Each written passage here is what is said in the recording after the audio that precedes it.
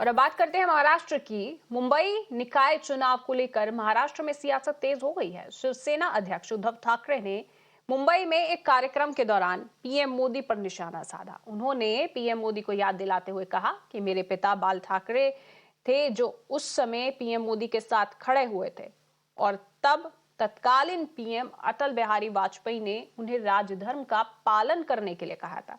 उद्धव ठाकरे ने हिंदुत्व को लेकर बीजेपी पर फिर से निशाना साधते हुए कहा कि बीजेपी का हिंदुत्व असली हिंदुत्व नहीं है।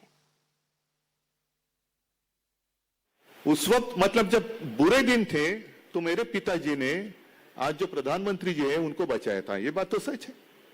उस वक्त अटल जी थे, प्रधानमंत्री थे और वो निकले थे राजधर्म का पालन करना ही चाहिए। अगर वो राजधर्म का पालन करते तो आज के दिन जो बैठे वो वहां नहीं बैठते। लेकिन बाला साहब ने परवाह नहीं की। बाला साहब ने बोल दिया सीधा, क्योंकि उस वक्त की वो जरूरत थी। और कभी भी मुझे एक भी लफ्ज या एक भी शब्द या एक भी वाक्य बाला साहब का ऐसे निकाल के मुझे मेरे सामने रखो कि हम हिंदू हैं मतलब सिर्फ मराठी है, हिंदी लोगों हिंदी जितने हिंदी भाषिक हैं उनका द्वेष करो। हम हिंदू हैं मतलब चलो हम और आप एक हैं, और जितने मुस्लिम हैं उनका द्वेष करो। नहीं, कभी भी ऐसे उन्होंने बात नहीं की। जो भी हमारे देश के द्रोही हैं वो मजहब से कोई भी कुछ भी होने दो, अगर वो भले हिंदू भी हो लेकिन हमारा देश का द्रोही है तो उसको सजा तो मिलनी ही चाहिए। ये बाला साहब की सोचते हैं और ये हमारा हिंदुत्व है। वहीं उद्धव ठाकरे ने महाराष्ट्र सरकार को सभी चुनाव एक साथ करवाने की चुनौती दी है, यानी कि लोकसभा, विधानसभा और निकाय चुनाव सभी प्रारूपों पर चुनौती दी है। इस बीच निकाय चुनावों को ध्यान में रखते हुए उद्धव ठाकरे उत्तर भारतीयों तक पहुंचे और कहा कि उनकी पार्टी मराठी भाषी लोगों और मुंबई में बसे उत्तर भारतीयों के बीच कोई भेदभाव नहीं करती है।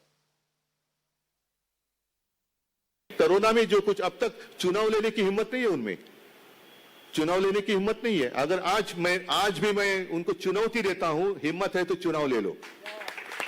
वो चाहे लोकसभा के ले लो, चाहे विधानसभा के ले लो, या हमारे महापालिका की ले लो, या सब मिलकर साथ में ले लो। चलो हम तैयार है हिम्मत तो आ जाओ, मैदान में आते हैं। तो हिम्मत तो नहीं है, और हिम्मत नहीं है और अपने आप को हिंदू का नेता मानते हैं, ऐसे कैसे होगा? हिंदू वही होता है जिसके दिल में एक हिम्मत होती है चुनौती देने की, चुनौती स्वीकार करने की, लड़ाई लड़ने की और लड़ाई जीतने की हिम्मत जिसके दिल में होती है, वही इस देश पर राज करेगा, वही इस देश पर राज करेगा। शुरुआत हो गई आज सुबह से। उद्धव ठाकरे उत्तर भारतीयांचा मेळावा घेणार। हा मेळावा नाही, हे बैठक आहे। मेळावा घेणार तो तर त्याला मैदान अपुरं पडेल। लेकिन मैं उस रिश्ते को फिर से जोड़ने के लिए, और सिर्फ जोड़ने के लिए नहीं, मजबूत करने के लिए आया हूं।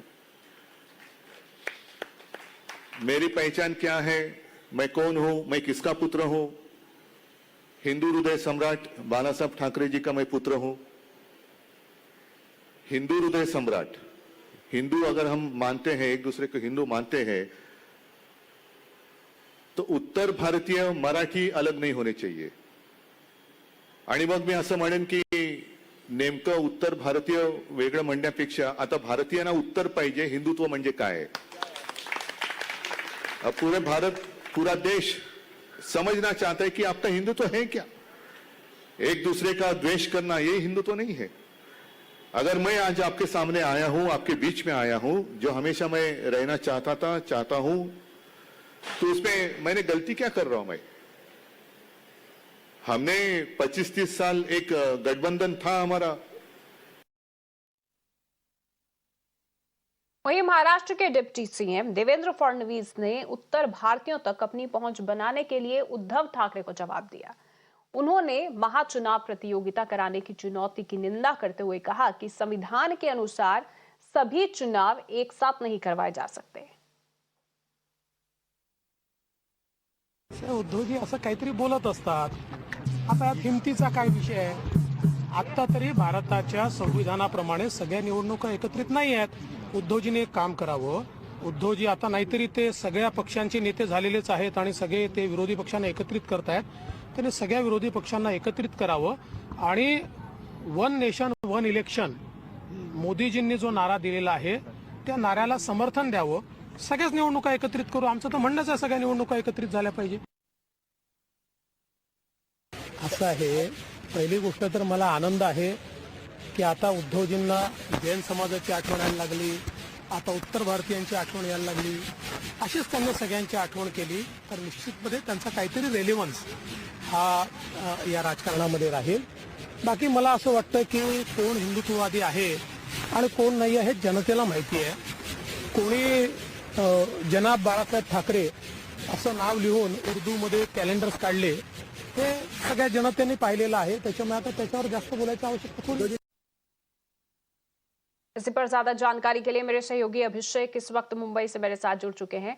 अभिषेक, तो उद्धव ठाकरे ने कई मुद्दों पर बातचीत की है। एक तो उन्होंने पीएम मोदी पर कटाक्ष किया, तो वहीं उन्होंने चुनौती भी दे डाली महाराष्ट्र सरकार को कि अगर हिम्मत है तो सभी चुनाव एक साथ करवा कर दिखाए, लेकिन पलटवार भी हाथों हाथ हो गया है।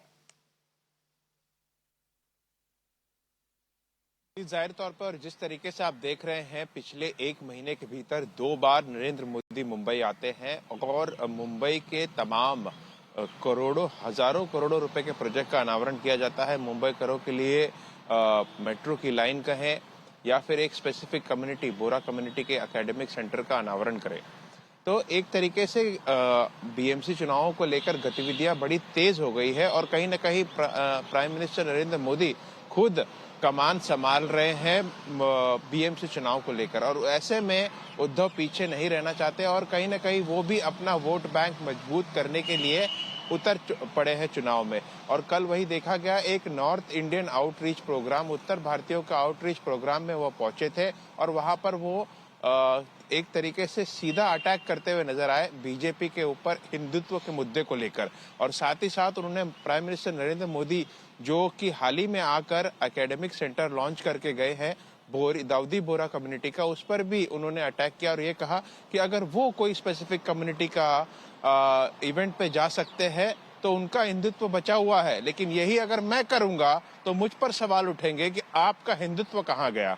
साथ ही साथ उन्होंने सीधा चैलेंज दिया है कि क्यों ना सभी चुनाव एक साथ कराया जाए, असेंबली के चुनाव हो, लोकसभा के चुनाव हो या बीएमसी के चुनाव हो, एक साथ करते हैं। अगर है हिम्मत तो चुनाव लेकर देखे, और अगर है तो आप हिंदू हो, अगर आप हिंदू के राजा हो तो आपको ये करना चाहिए। इस तरीके का वार पलटवार चल रहा है। वहीं देवेंद्र फडणवीस ने भी उनको पलटवार करते हुए कहा है कि समझ में आ रहा है आप जैन कम्युनिटी से मिल रहे हैं। बिल्कुल, देवेंद्र फडणवीस ने भी पलटवार कर दिया है। बिल्कुल, चुनौती जरूर दी गई उद्धव ठाकरे की ओर से, लेकिन वहीं उसका जवाब भी हाथों हाथ दे दिया गया है। बहुत बहुत शुक्रिया अभिषेक आपका इस तमाम जानकारी के लिए।